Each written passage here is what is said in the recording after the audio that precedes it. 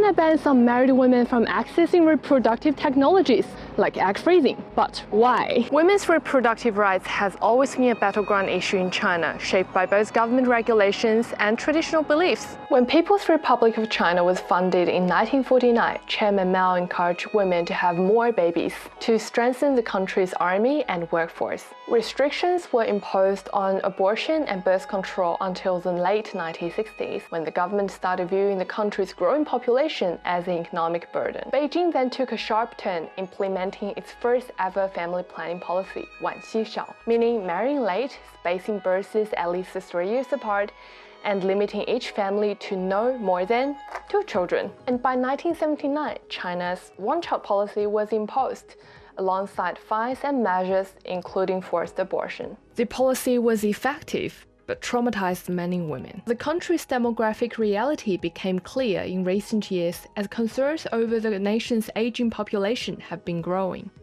Beijing then allowed couples to have 2 children in 2015 and 3 children in 2021. But access to reproductive services remained limited to married heterosexual couples. These rules are forcing many Chinese women to take matters into their own hands. When COVID travel restrictions were lifted earlier this year, Mia Liu was one of the growing number of urban educated women traveling outside of China to freeze their eggs. I left immediately after border restrictions lifted.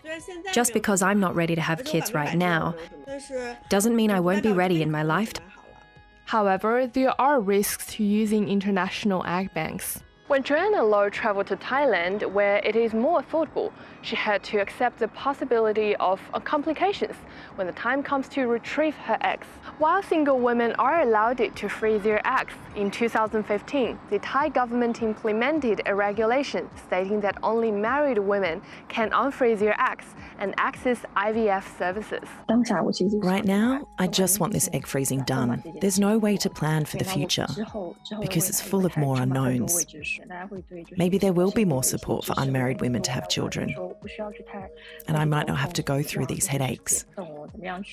Young, educated and urban Chinese women have become increasingly aware of their own rights and are fighting for reproductive autonomy. Last month, Teresa Xu, a 35-year-old freelancing writer in China, filed her last appeal to a Beijing court, suing the city's public hospital for denying egg freezing to her because she's unmarried. The outcome of her appeal is yet to be announced, but for now, there's no indication Beijing is ready to make any changes.